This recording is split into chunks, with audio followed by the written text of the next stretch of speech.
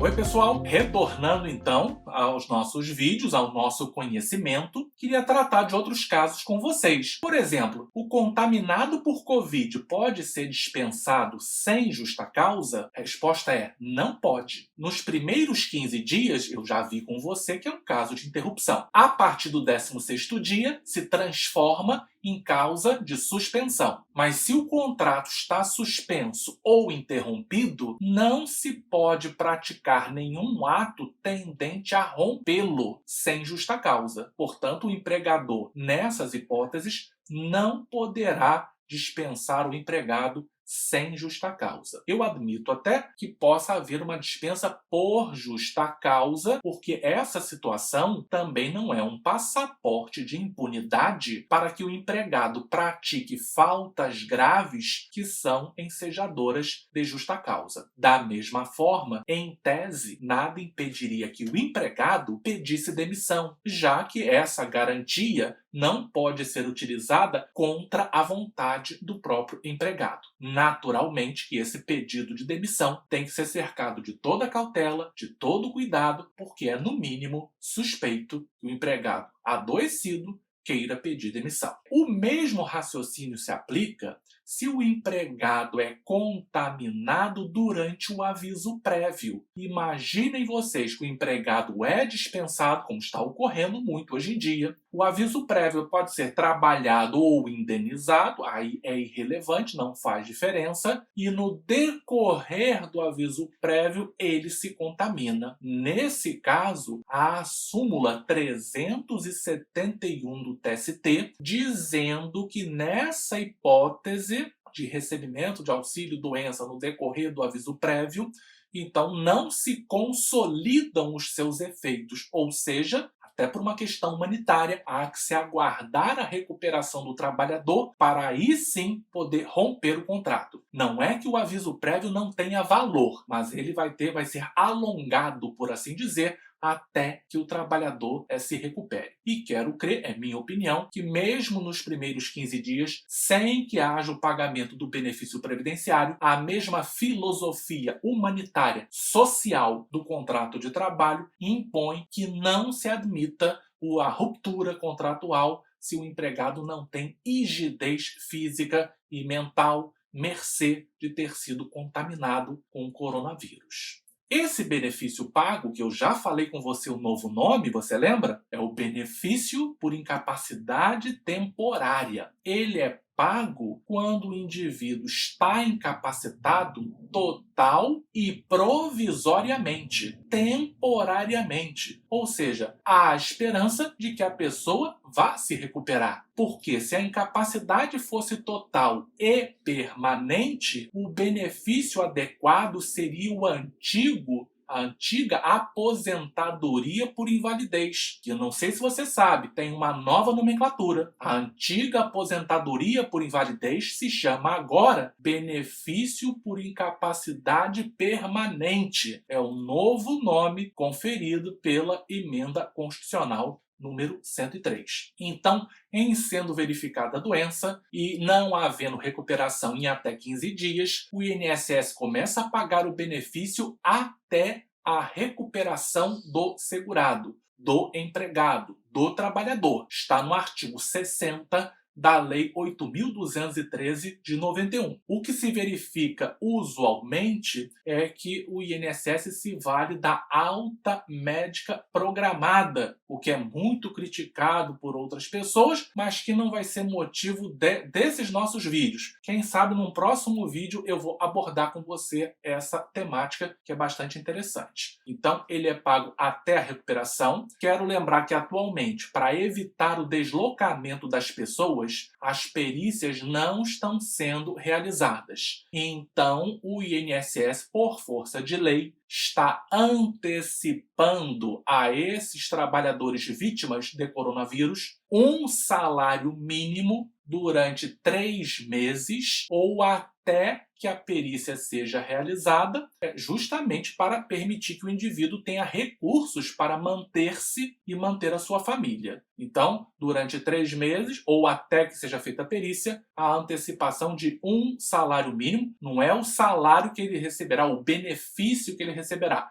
é o valor de um salário mínimo. Se o benefício for concedido depois, paga-se a diferença, se for o caso. E enquanto estiver afastado pelo benefício, esse segurado, naquele período proporcional de afastamento, receberá o que nós chamamos de abono anual. Alguns chamam de 13º salário. Eu não gosto muito dessa expressão 13º salário, porque o 13º você paga a um empregado. Esse segurado trabalhador não é empregado do INSS, ele é o segurado do INSS. Então eu acho que o nome abono anual ele é mais pertinente, mais adequado, e está previsto no artigo 40 da Lei 8.213 de 91. Então vamos falar hipoteticamente. Se o empregado ficasse afastado 1 ano por benefício e por incapacidade temporária, no final do ano, em dezembro, ele receberia o abono anual, o valor correspondente a mais um benefício previdenciário. E se ele ficar, digamos, 3 ou 4 meses afastado, ele receberá proporcionalmente a esse tempo de afastamento, sendo 1/12º por cada mês completo de benefício ou fração igual ou superior a 15 dias. Bem, retorno ao emprego. Espera-se que esse empregado se recupere e volte a trabalhar. Infelizmente, já temos casos até de óbito, né? Pessoas que contraíram o Covid-19 vieram a óbito. No aspecto previdenciário, isso vai gerar o direito à pensão por morte. Nós veremos em outro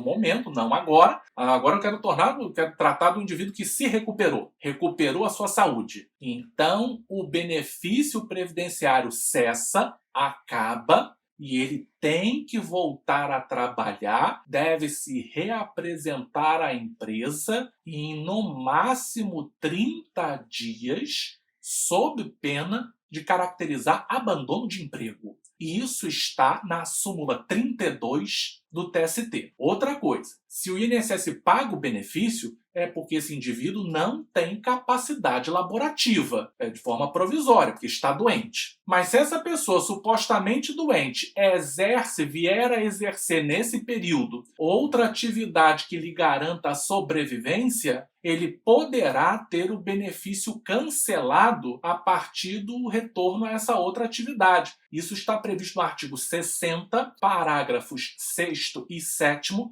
da Lei 8.213 de 91. Eu não estou sendo peremptório de dizer que o benefício vai acabar, vai cessar, porque a lei traz uma previsão nesses 2 parágrafos que, se a atividade que ele resolveu fazer nesse período é diferente daquela que ele fazia antes do benefício, pode acontecer dele ser mantido, dependendo da situação. Então, verifica-se o caso concreto, mas, em princípio, se ele está trabalhando é porque já não está mais doente. Consequentemente, não tem direito, não faz jus ao benefício por incapacidade temporária, o antigo auxílio-doença. Mas me pergunto, qual é a carência? Tem prazo mínimo de contribuição? E qual é o valor do benefício por incapacidade temporária? Explico para você agora. Há sim carência. Para o recebimento do antigo auxílio-doença, são necessárias 12 contribuições mensais. Tem que ter na sua vida funcional pelo menos 1 ano de contribuição. 12 contribuições mensais, sendo desnecessária no caso de acidente. Então, especialmente o caso icônico é de acidente do trabalho. Nesse caso, a lei previdenciária sempre foi mais tolerante, mais complacente,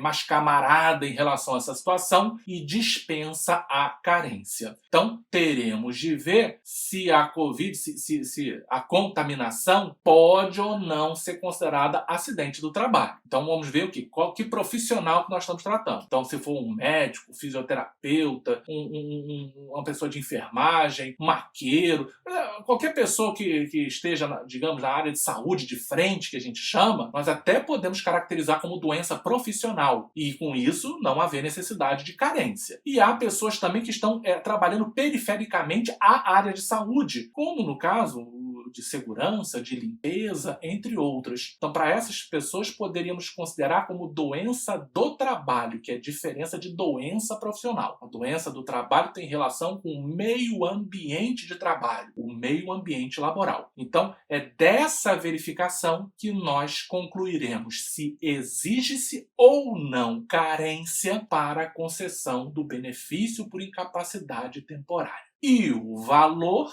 é sempre o mesmo, 91% do salário de benefício. Então, independentemente de ser uma doença comum ou do trabalho, e a Covid-19 pode se qualificar em qualquer delas, o valor do benefício é 91% do salário de benefício. Mais adiante, continuaremos com o nosso estudo.